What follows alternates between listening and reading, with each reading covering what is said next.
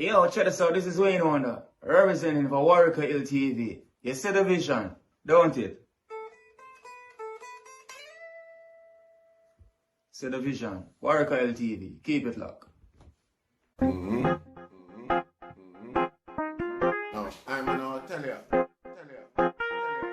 We, us as bloggers, these are the issues that we need to address. You understand what I say? You see? Set the path for the youth. Share, like, and subscribe and stay tuned to the channel. I don't know all this. Passengers versus robot taxi versus police.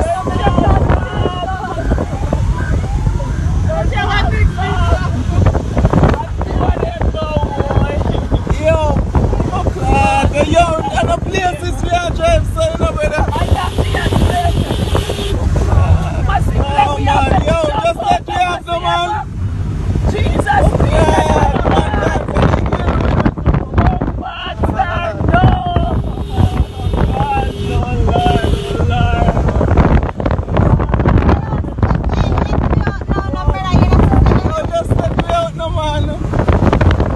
can't get my fan name.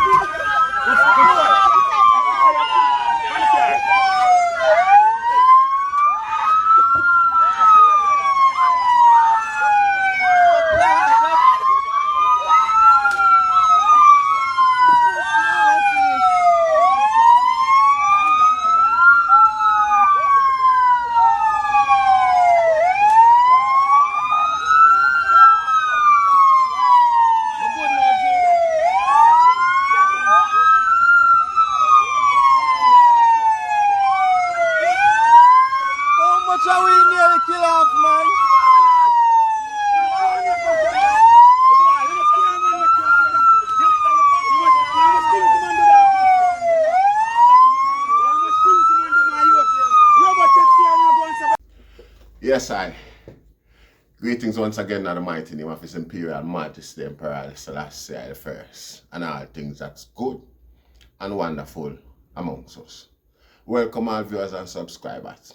Viewers, if you like the content, subscribe and make way up go to the platform.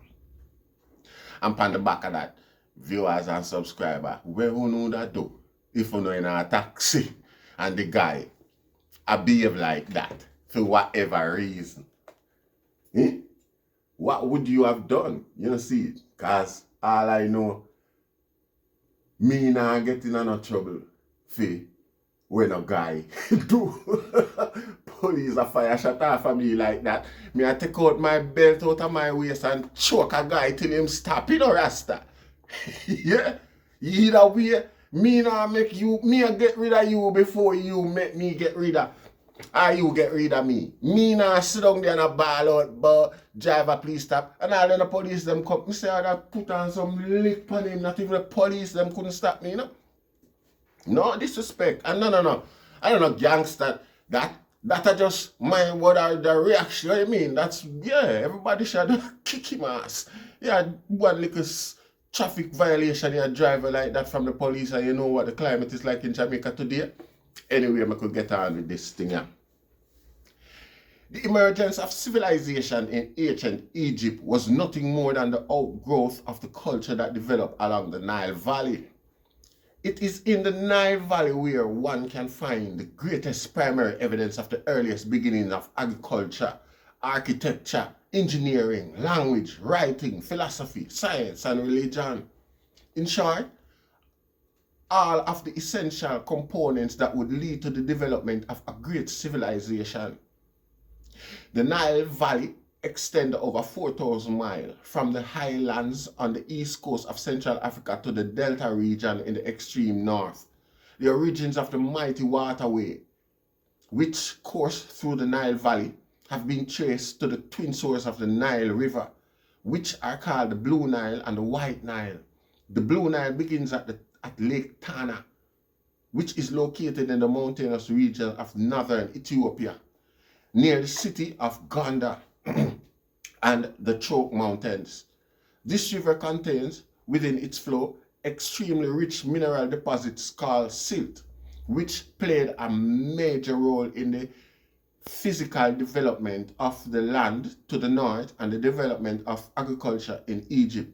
The Nile Valley and the Nile Delta are among the most fertile farming areas in the world because of the silt which was deposited upon their shores during the annual flood seasons. An estimated 70% of the Nile's water come from the Blue Nile. The second major tributary to the Nile Valley River system is the White Nile, which has its beginning in the Great Lake region of Central Africa along the equator. Approximately half of the water which flows from the White Nile evaporates as it courses through the Sud, a vast swamp in southern Sudan. The primary source for the White Nile is the body of water originally called Nyanza, or lake, by the indigenous population thousands of years ago. Nyanza is surrounded by the countries of Kenya, Uganda, and Tanzania. It is the largest lake in Africa and the second largest in the world, exceeded in size only by Lake Superior in the United States. Nyanza was renamed Lake Victoria by the English explorer John Speke, who discovered it in 1855 and named it in honor of Queen Victoria, the British monarch. Then it's still a right in a book to him discover it. One to the people where live the Rasta. Hold on there. Africa, I'm going to discover something. And what do them discover, Raya? And what do them got? You're going to discover something Lake Victoria in Africa in 1558 and named it in honor of Queen Victoria, the British monarch. There are numerous lakes and rivers feeding into the White Nile. They are primarily the result of the water turnoff from Mount Kilimanjaro, which borders Tanzania and Kenya. Kilimanjaro, the tallest mountain in Africa, rises to a height of 19,340 feet. The second major contributor to the waters of the Nile, of the White Nile, is the Rwenzori Mountain, which border the countries of Uganda and Zaire. For centuries, this area of Equatorial Africa has been called the Mountain of the Moon by the native inhabitants. As a matter of fact, in the language of Swahili, Kilimanjaro means Mountain of the Moon, as does the Bangala word Rwenzori. The term White Nile describes the raging waters of the southern branch of this mighty river, and Blue Nile is an appropriate description for the body of water, which is the noticeably calmer of the two. It is in Sudan, in a city called Khartoum, where these two rivers meet and form the singular Nile River, which continues its northerly flow into the delta area of northern Egypt, where it empties into the Mediterranean Sea. The word Khartoum means elephant's tusk and is a geographic metaphor which describes the coming together of the two branches of the Nile. The Nile Valley river system is the world's longest waterway, 4,160 miles, and it irrigates approximately 2,800,000 acres of land in Sudan and 7,600,000 acres in Egypt. An interesting fact about the Nile is that it and the Amazon, which is the world's second longest river, are the only major rivers which flow from south to north. Okay. From south to north. The migratory pattern of the people who navigate the Nile from up south to down north was to later play a major role in the development of civilization in ancient Egypt. The country of Egypt, which lies in the lowland of the Nile Valley, is nothing more than the extension of the lands that expand northward from the south.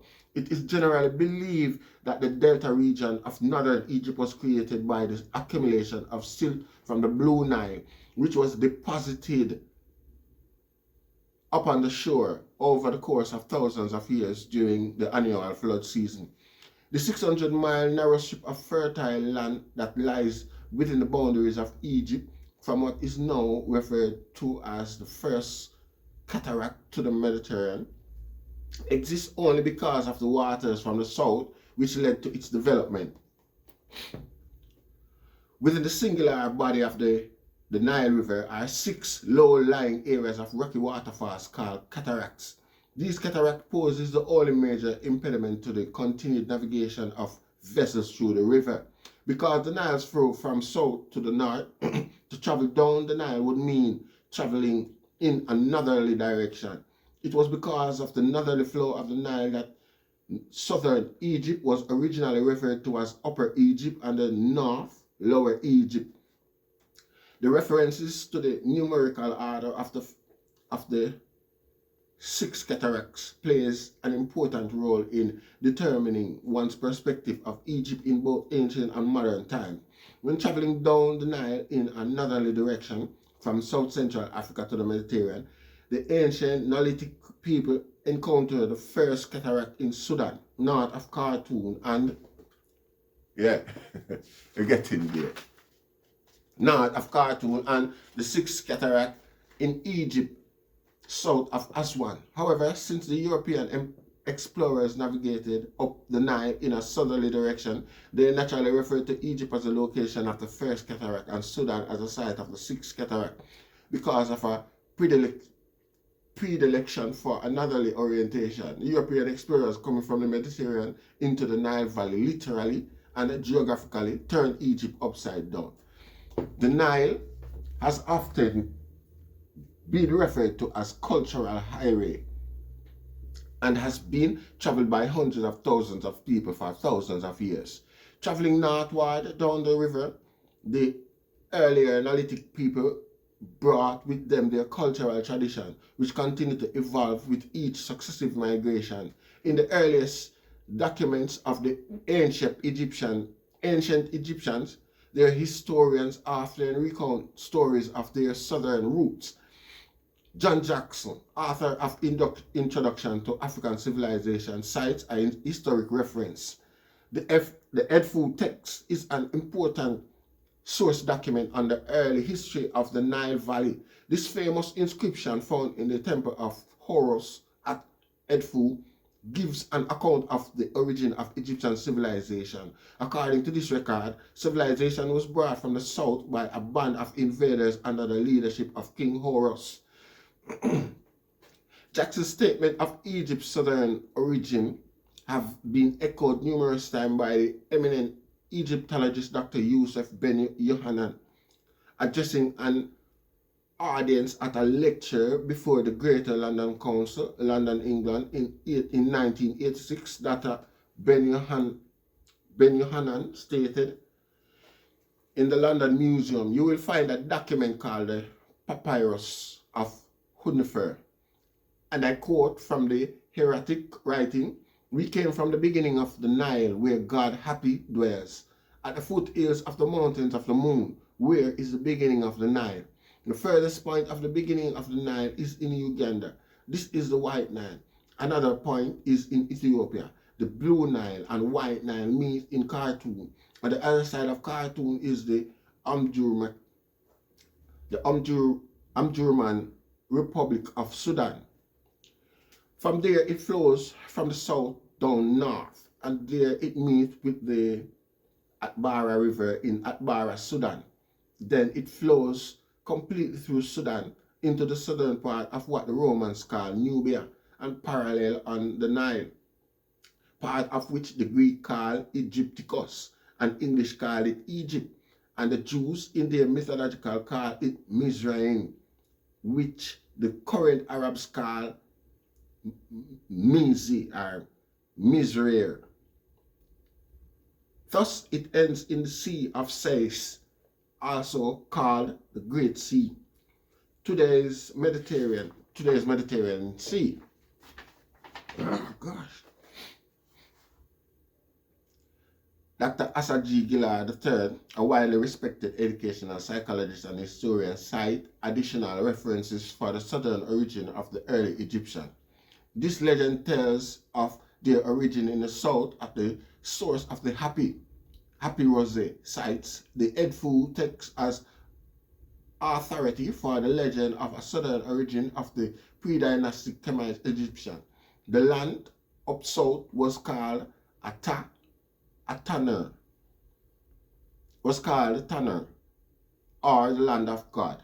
They face south to get their bearings. The word for left hand and the word for east are the same, as are the words for right hand and west. The only possible way that the left hand could indicate east and the right hand west is if one is oriented to the south, and that view serves as your point of origin. Dr. Charles Finch, a distinguished physician and historian, also commented on this interesting aspect of ancient Egyptian cultural and geographical orientation. Further evidence is found in the Egyptian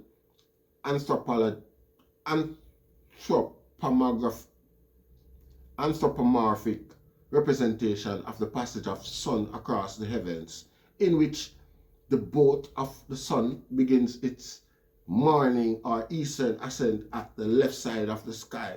Goddess Nut, who thus is in a southern heaven despite Egypt's northern hemispheric location.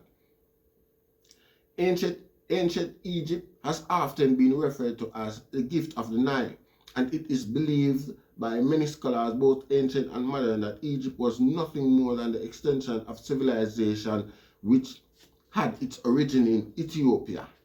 Chancellor William, author of The Destruction of Black Civilization, expresses agreement with this point of view in the second chapter of his book entitled Ethiopia's Oldest Daughter, Egypt. John Jackson, author of the Momentum book, Introduction is African Civilization, has summarily titled the second chapter of his work, Ethiopia and the Origin of Civilization. In this chapter, Jackson commented on the Greek origin of the words Ethiopia. When the Greeks came in contact with the dusky inhabitants of Africa and Asia, they called them the bird faces. The Greek word for bird was Ethios, and the word for face was ops. So Ethios plus ops became Ethiopian. Many of the words currently used to describe ancient Egypt, its cities, artifacts, and historical personalities are not indigenous and were derived from Greek, Arabic, French, and British interpretation. For example, the word Egypt is of Greek origin and was originally used to describe the ancient capital cities of Menes or Memphis. Today, the word Egypt refers to the entire nation. John Jackson provides additional insight on the evolution of this country's name. It may be of interest to the reader to know that the ancient Egyptians did not call themselves Egyptians. The name was invented by the Greeks. The Greek visitors to Egypt in the 7th century BC were greatly impressed by the temple of Ptah at Memphis. They regarded it as the the grandest structure in the Nile Valley, and they afterward referred to this ancient land as Hekepta, the land of the temple of Ta. In the Greek language, Hekepta became Agoptos, and under the Roman rule, the name was Latinized into Egyptus, from where we get the name Egypt. Memphis was the site of the first capital of Egypt and named in honor of Menes, the ruler who unified the two lands of Upper Southern and Lower Northern Egypt. It is important to note that Menes is the Greek name for the African ruler whose name was originally Narmer or Aha. This city was so vast that it was once described by Arab travelers in the Middle Ages as just stretching a day's journey in every direction. Although little remains of this historic site, John Anthony was author of the Traveler's Key to Ancient Egypt, described its significance. In ancient Egypt, Memphis was called Eneb Hedge, the White Wall, possibly referring to the great enclosure wall of Saqqara nearby. In the Middle Kingdom, it was called Anktawi, that which binds the two lands. Some scholars believe that the name of one of the New Kingdom temples of Memphis, Hekepta, Temple of the Kafta, is the source of the Greek Egyptus, from whence both Egypt and Coptic Memphis is believed to be a Greek corruption of Menefer, which means established in beauty. Historically, in the Old Kingdom, Memphis was the seat of the administrative and religious power of ancient Egypt.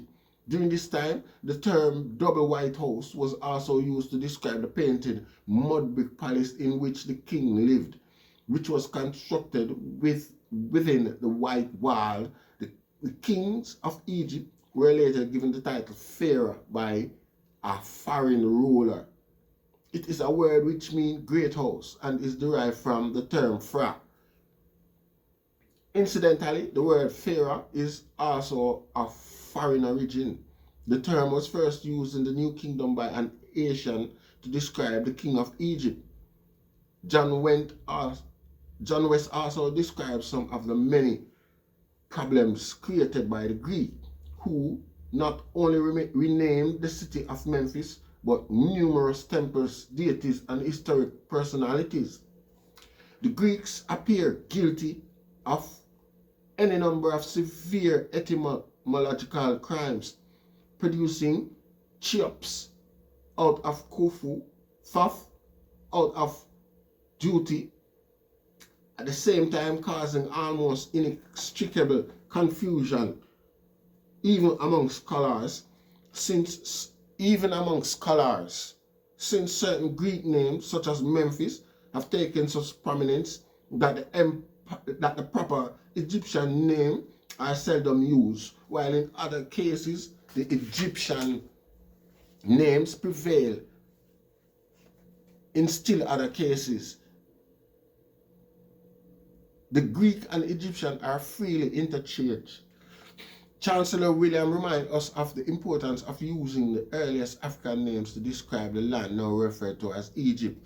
There was no Egypt before the black king from whose name it was indirectly derived. Before that, the country was called Kemi.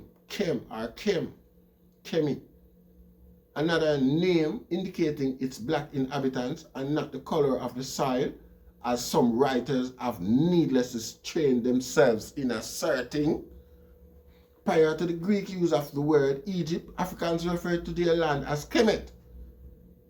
That is the black land. Kemet was the strongest term used by the ancients in phonetic terms to indicate blackness. It means coal black. The word Kemet, KMT, written in hieroglyphic form, was presented by a block of wood which was charred on the end. The name which the people of Kemet called themselves as was Kemui, which literally translated as the blacks. The word Kemui was also used to describe the vast population that inhabited a considerable portion of the Nile Valley in ancient times. There was no physical distinction made between the people who occupied the land now called Egypt and Sudan.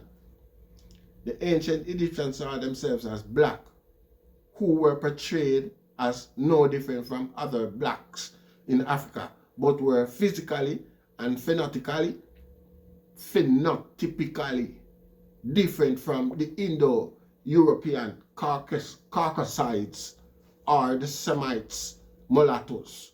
Charles Finch informed us that the ancient Egyptian word for the African land to the south of them was Kentui, denoting the Sudanic people who lived there. And this is also their word for first, foremost, beginning, origin, and chief. Author's note. Alright, we're at chapter 2 now. See? So you have some little thing in the book will show you how the hieroglyphics description. Yeah. So on March 1st, 1979, the New York Times lived up to its slogan, all the news that fit to print.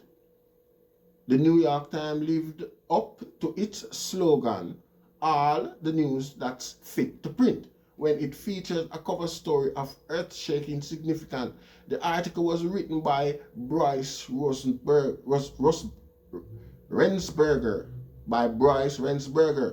a science writer for the Times, and was entitled Ancient Nubian Artifact Yield Evidence of Earliest Monarchy. This article recounted the archaeological discovery of the late archaeologist Dr. Keith Seal, who served as the director of the University of Chicago Oriental Institute Nubian Expedition in 1962. Professors Keith Steele and Bruce Williams discovered artifacts in Nubia which supported the pre-dynastic birthplace of a pharaonic civilization in the ancient Nubian city of Gostul. Although the discoveries were made around 1964, the news of the find was not made public until 1979. No publication other than the Times devoted any applicable space to Dr. Seal's archaeological research.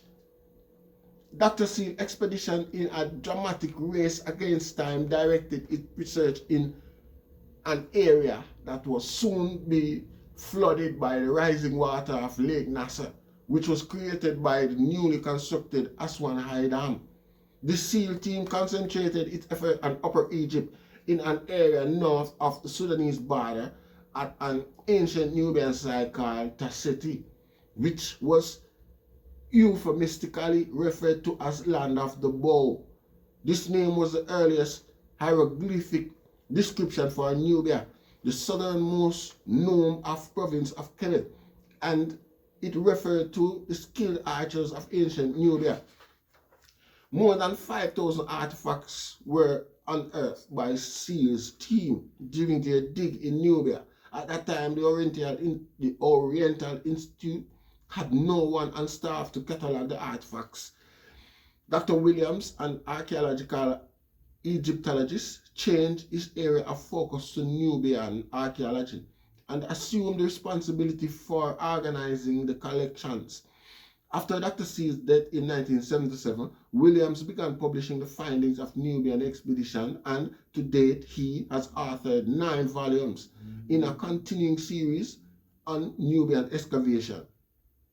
As a result of his current research, Williams finds that Nubia can no longer be looked upon as an appendage of Egyptology and a stepsister to ancient Kemet, but as an independent field of archaeological study.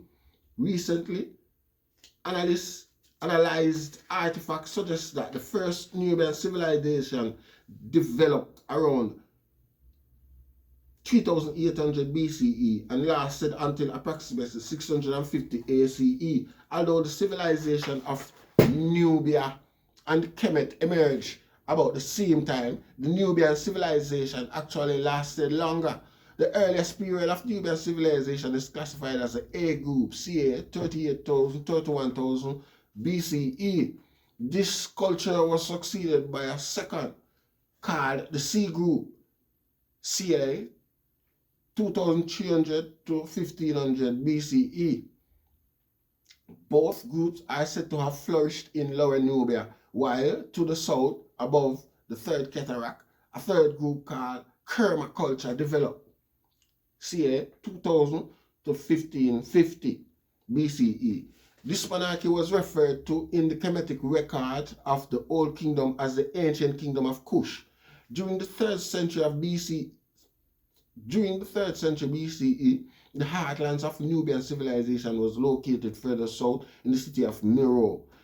The meteoric civilization, ca. 200 BCE to 300 BCE, is well known for its temple at Mesawarat Sufra, Niga and Meroe, and for its many royal pyramid tombs.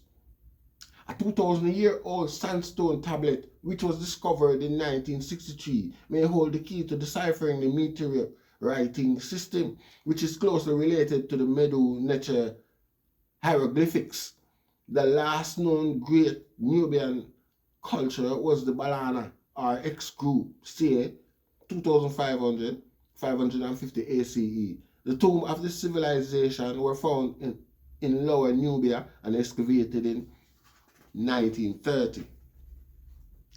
All of the numerous items discovered in Nubia, the most significant were found in an A group gravesite called Cemetery L, which yield artifacts that were created 6 to 7 generations, approximately 200 years before the start of the first dynasty in Kemet. The most impressive discovery on earth was a stone incense burner, which was found in the city of Kostul, the ancient capital of the Nubian kingdom called Tasseti.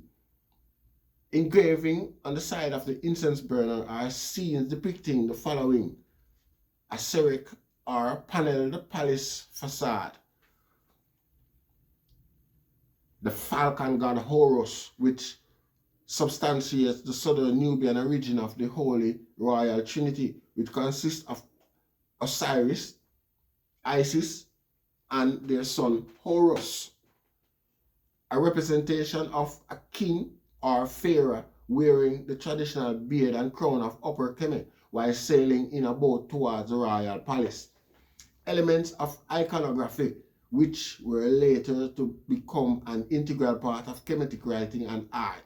The discovery of this artifact has led Dr. Williams to remark, the idea of a pharaoh may have come down the Nile from Nubia to Egypt, and that would make Nubian civilization the ancestors of Egypt's, at least in one critical aspect.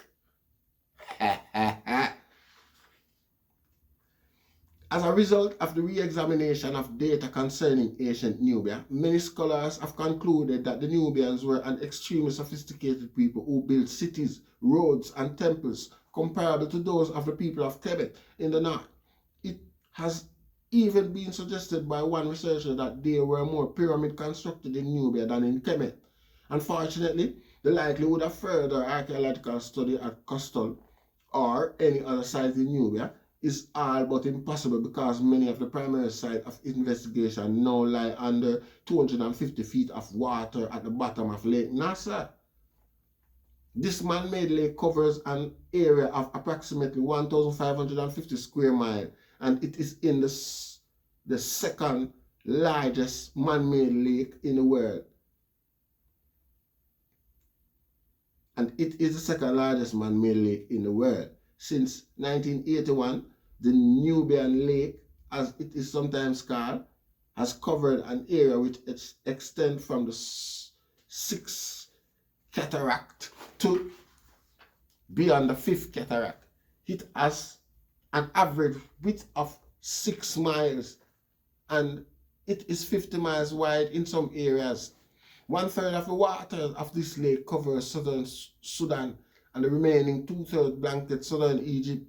During the construction of the Aswan High Dam 1968, and the subsequent creation of Lake Nasser, 40 Nubian villages were relocated further inland. Thousands of Nubians were resettled in and around the city of Aswan and in villages further north. However, an untold number drowned when they refused to leave the land that their ancestors had occupied for more than 5,000 years. An untold number drowned, for 5,000 years. In addition to the displacement of human beings, a total of 18 ancient temples were dismantled and relocated.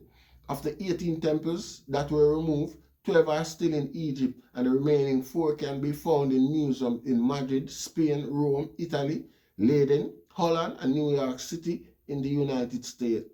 These temples were presented as gifts to those nations that assisted in the construction of the Aswan High Dam.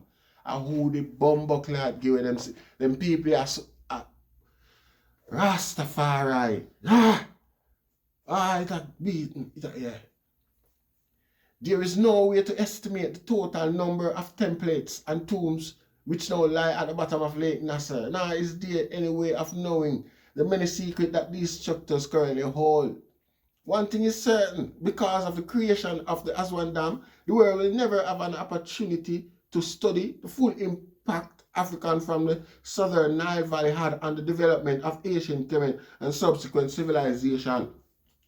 White man damaged them history the Rasta. White man no want the rest of the world. No. You see. The Egyptians of today are not the same people as the ancient Kemites of 5,000 years ago. Just as the Americans of today are not the same as the Native American of 5,000 years ago. The Egypt of today is an Islamic nation, which is currently inhabited by peoples from Assyria, Syria, Persia, Europe, and other areas of the world, who have, through a process of miscegenation over a period of thousands of years, evolved into the Egyptian of today. In order to currently address the issue of race in modern Egypt, one must have a clear understanding of the racial makeup of the people who originally occupied that land, where they came from and where their descendants currently live. They certainly have all disappeared into the modern Egyptian melting pot. These indigenous people are still called Nubians today. The area called Nubia was divided into 2 regions, Lower Nubia in southern Egypt and Upper Nubia in northern Sudan. The word Nubia was derived from the Kemetic word Nub, which meant gold. Thus, Nubia was referred to as a land of gold, and its people were called Nubians, or people from the land of gold. In addition to gold, ebony, incense, spice, ivory, feathers, and animal skins were also exported to Kemet from Nubia.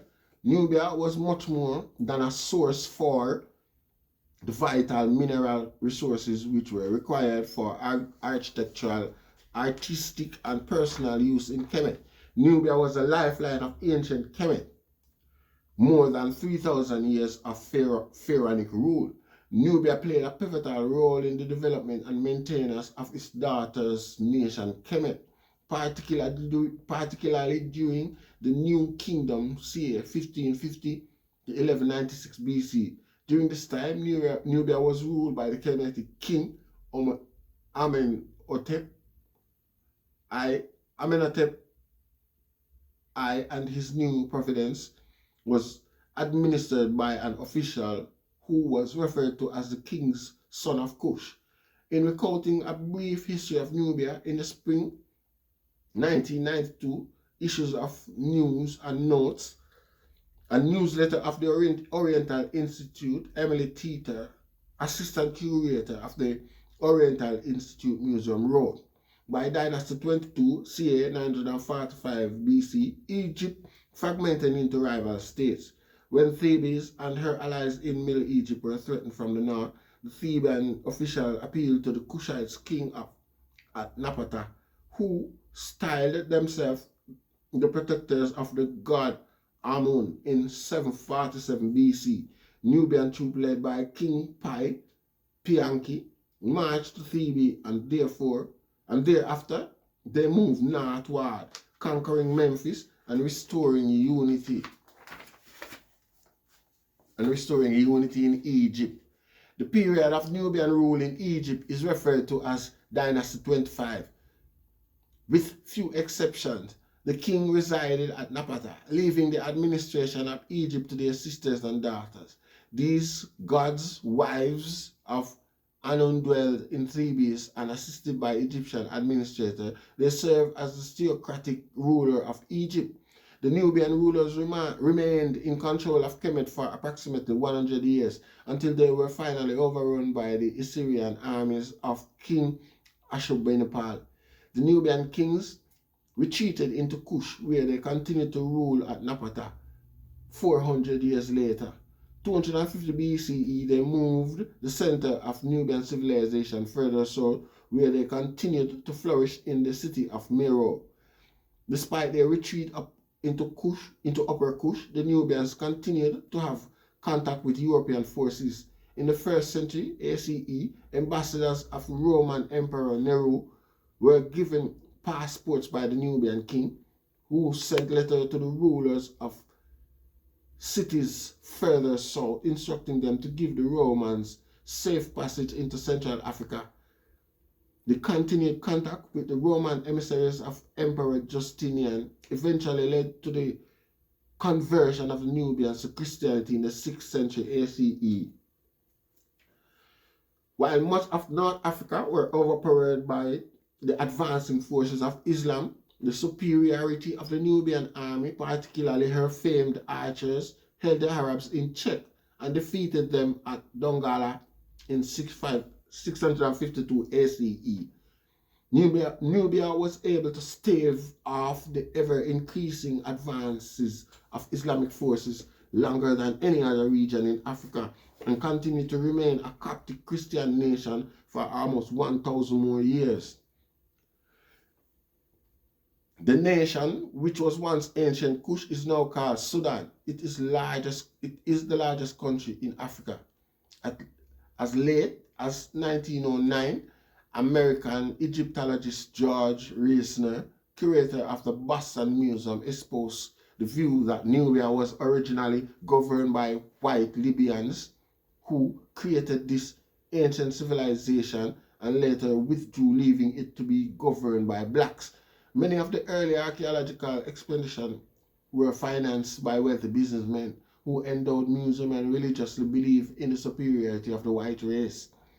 Evidence of this outdated view can still be found in the 1986 edition of the World Book Encyclopedia, which described the people of the Sudan as descendants of African blacks and Nubians, brown-skinned people related to the early Egyptians and Libyans. African blacks who belong to several different ethnic groups live in the south. Timothy Kendall, the associate curator of the Boston Museum of Fine Arts, has an entirely different view of the Nubians than his predecessor George Reisner had in 1909, Kendall states. These controversies over the Egyptian racial origin obscure the fact that to the south of Egypt, in Nubia, there was a literate and undeniable black civilization. One of the world's most respected experts, E.A. Wallace Budge, addresses the issue in his book, Egypt. The prehistoric native of Egypt, both in the Old and New Stone Age, was an African, and there is every reason for saying that the earliest settlers came from the south. There are many things in the manners and customs and religion of the historic Egyptians that suggest that the original home of their prehistoric ancestors were in a country in the neighborhood of Uganda and Punt. A lesser-known writer by the name of Lady Flora Shaw Lagarde also advanced the notion of a southern black African origin of ancient Kemet in her book, A Typical Dependency and online of the ancient history of the Western Sudan. Lagarde discusses the significance of the role played in the city of Meroe. This remarkable spot is regarded by the ancients as the cradle of the arts and science, where hieroglyphic writing were discovered, and where temples and pyramids had already sprung up while Egypt still remained ignorant of their existence. Alright, okay. It is most unfortunate that traditional and accepted experts are only now beginning to acknowledge the true origin of civilization in the Nile Valley. For many decades, African scholars such as Ben Johan, Jackson Clark, Hansberry, Du Bois, Dungy Houston, Rogers, and numerous others have intelligently argued their case and provided substantial evidence to support their assertion. Without the benefit of the true history of the indigenous population of modern-day Egypt, one would not suspect that the Nubians had any significant role to play in the shaping of early life in the Nile Valley. Present-day Egyptian Nubians live under a condition somewhat reminiscent of condition of Negroes in Jim Crow era America. In many respects, Nubians are often relegated to the lowest rung of the social, political, and economic ladder in Egypt, and a distinction is often made between Nubian and Egyptian people and culture. Walter B. Emery Edwards, professor of Egyptology at the University of London, made the following remarks concerning the employment expectation of many Nubians in his book, Last Land Emerging. For generations, the Nubians have earned their livelihood as domestic servants or as sailors of the upper Egyptian Nile, in both of which professions I think they may be considered masters.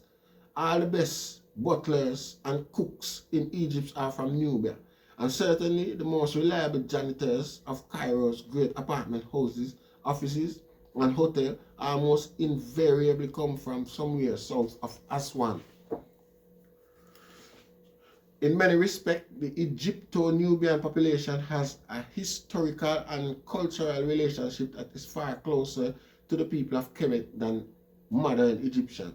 However, because of innate frailties of the human species, irrespective of religious ideology, modern Nubians are often regarded as second-class citizens in their own nation, and their rich history is often overlooked. Two Egyptians of Nubian ancestries have played major roles in the development of modern Egypt. The first was General Mohammed Naguib, who led the revolution in 1952, which overthrew King Farouk, thereby ending 2,200 years of foreign rule in Egypt. Naguib became Egypt's first president in 1953, but was later overthrown by Gamal Abdel Nasser in 1954. References to Egyptian as Arab is a relatively recent phenomenon that was instituted by Nasser, who formed the United Arab Republic in late 1958. Following the death of Nasser in 1970, Anwar Sadat became Egypt's first president and proclaimed his Nubian ancestry when he declared himself the first true Egyptian pharaoh in modern time. Sadat was a co-recipient of the Nobel Peace Prize in 1978, and award-winning African-American actor Louis Gossett Jr. was selected for the starring role in a motion picture depicting the life of Anwar Sadat.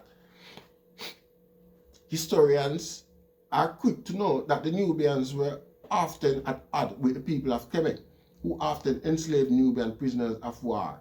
But what is not commonly addressed is that the people of Kemet, while acknowledging geographically and political difference between themselves and the people of Nubia, did not denote any physical difference. Carvings from the tombs of Ramesses III, 1200 BC, portrayed the Nubians and Kemites as identical, and Indo-Europeans and Semites as profoundly different in physical appearance and dress.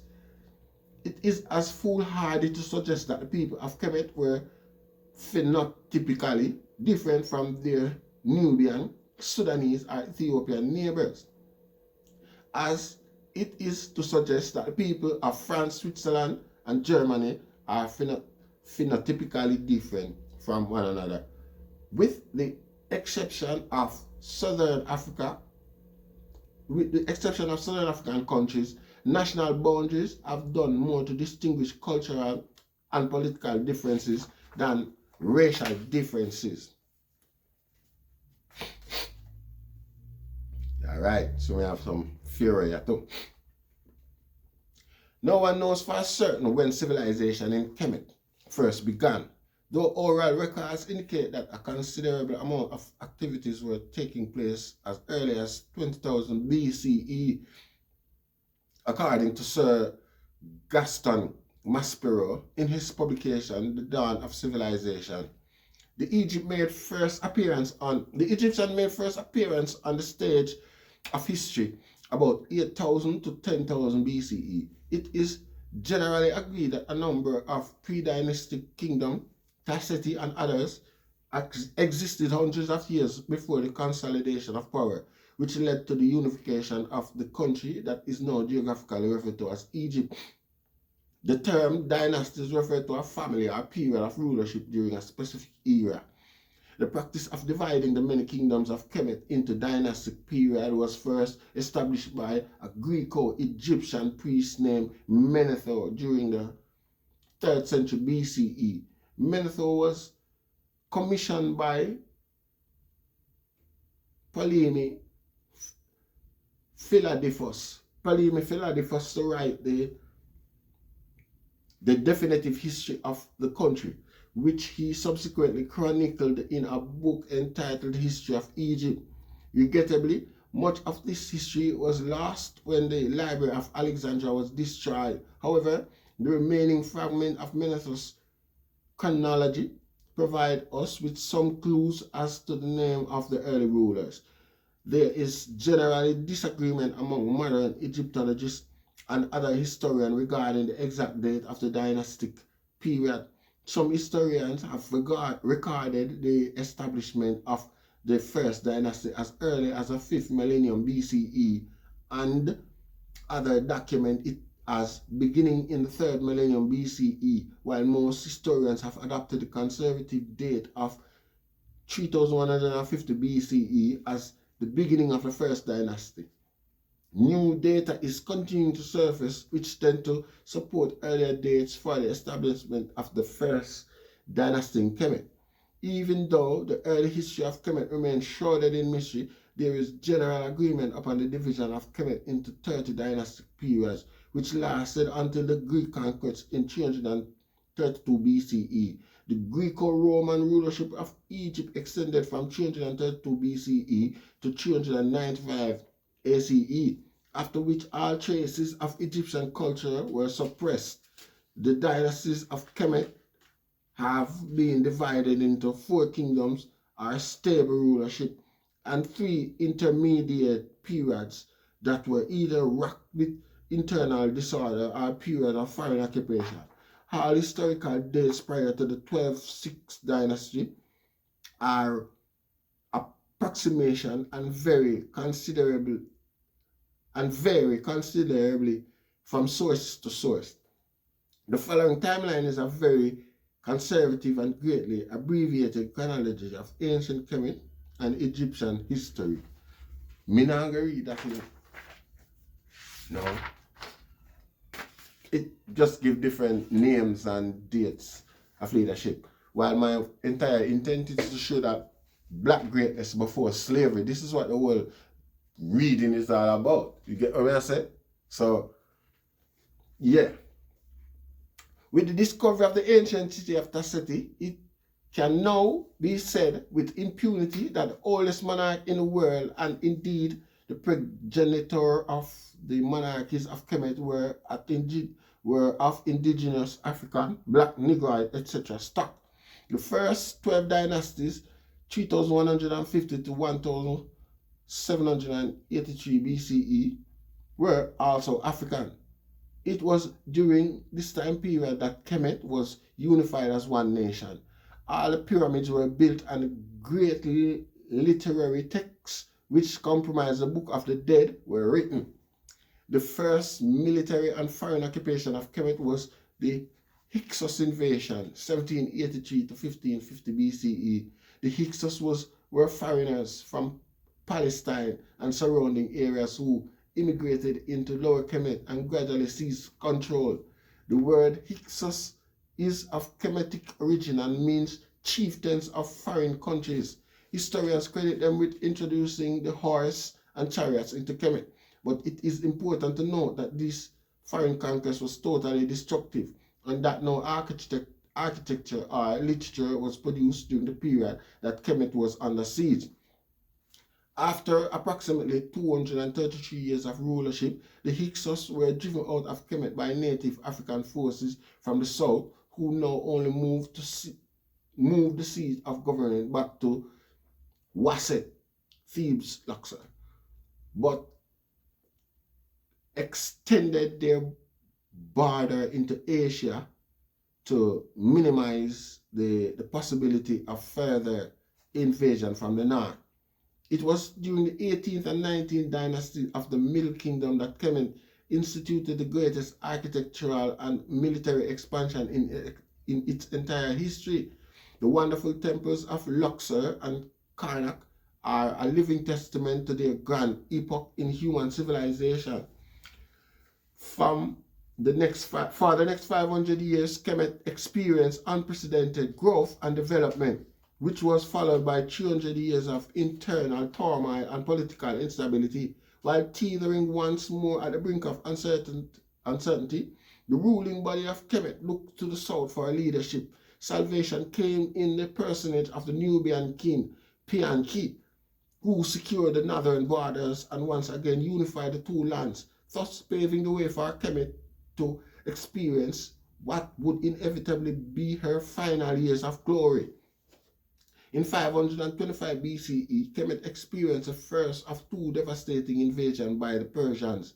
The Persian ruler were merciless, and after a brief defeat by the army of Kemet in 380 BCE, they returned with a vengeance in 343 BCE.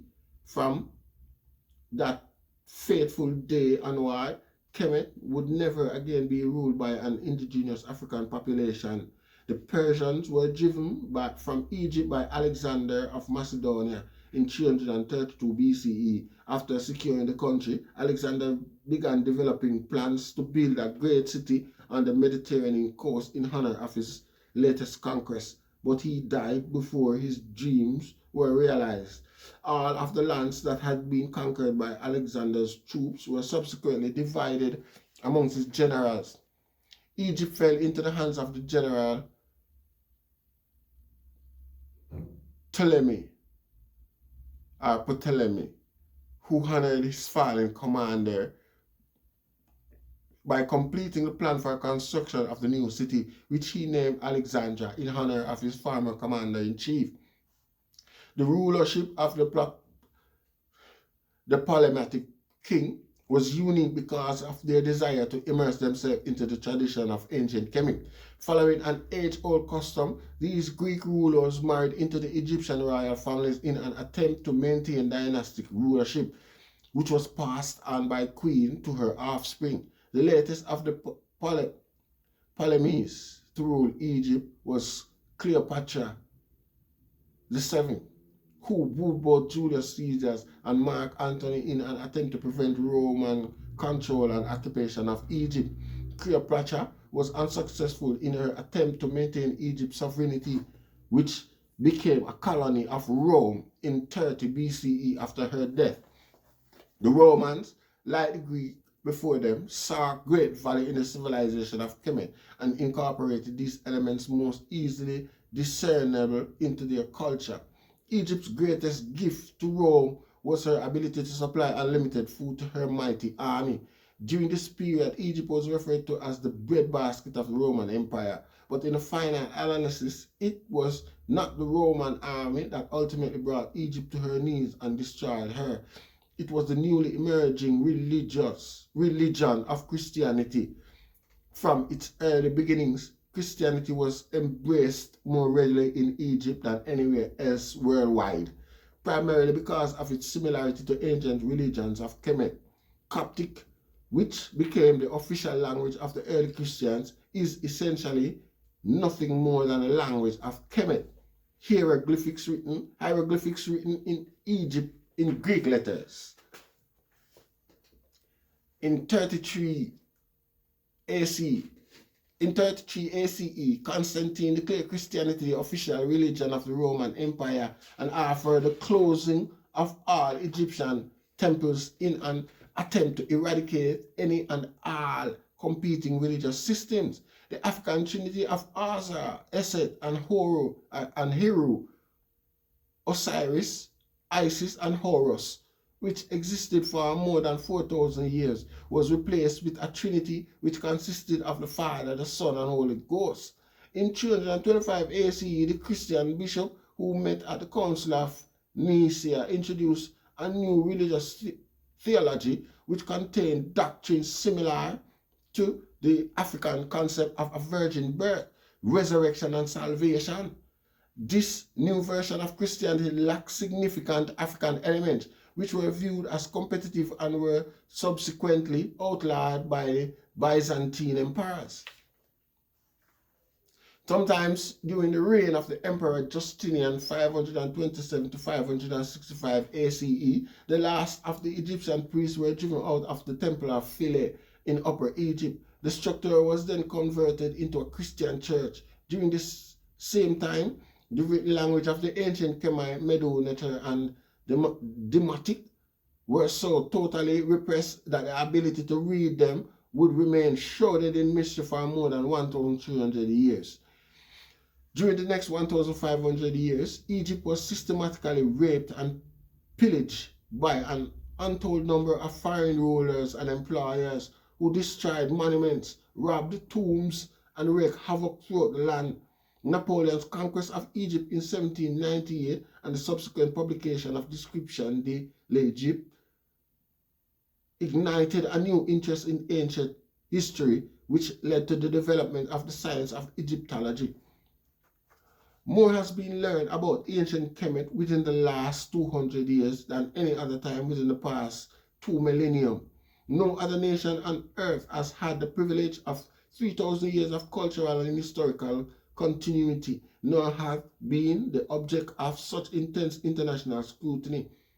Modern archaeologists, geologists, and other scientists are constantly uncovering treasures and reevaluating their knowledge of ancient Kemet. Based upon their new finding, it is certain that the length and breadth of this great civilization is yet to be fully realized. Many reputations have been made and others shattered with the discovery of each new tomb and artifacts or reinterpretation of ancient papyrus texts. Very few scholars are willing to relinquish old views in light of newly discovered data which contradicts the norm. Ancient artifacts not only have to be unearthed, they sometimes have to be rescued from contemporary misinterpretation. John Anthony West discussed the reticence some scholars express when they are exposed to new theories. Nobody likes being proved wrong, but in the case of the scholar or scientist, a sound theory that contradicts views held and pursued for a lifetime pulls the rug out from under his or her ego, and a familiar paradoxical situation develops. The people unprofessionally engage in discovering the truth, and those psychologically least capable of accepting the truth, if it happens to contradict what they already believe. Nowhere is this more apparent than in Egyptology. As we examine the many controversial theories, it will become obvious that most of them could be easily tested and either accepted or refuted, if only the parties involved, be they in the Orthodox or unorthodox camps, would take the trouble to consider the evidence presented by the opposition. The modern Egyptian is the byproduct of countless peoples who occupied, invaded, and traded in North Africa for thousands of years. The Persians, Greek, Romans, Arab, Turks, French, British, Germans, and countless other nationalities have intermingled with the native African population to produce a new people who have inherited by right of possession of the land the legacy of African peoples. The Egypt of today is not the Kemet of yesterday. Yes, the land is still the same and the monument evokes memory of ages long gone, but the people and their spirit are profoundly different. Yes, sir, so that's at the end of chapter 2. and chapter 3 is next. The historical accomplishment of Kemet. Seen? Yes, I'm loving it. I hope you all are as well. Seen? So, you don't know. Share, like, and subscribe. And get others to join the reading as we explore and look more into our history before slavery. You know, see, we give thanks. Share, like, and subscribe. Rastafari.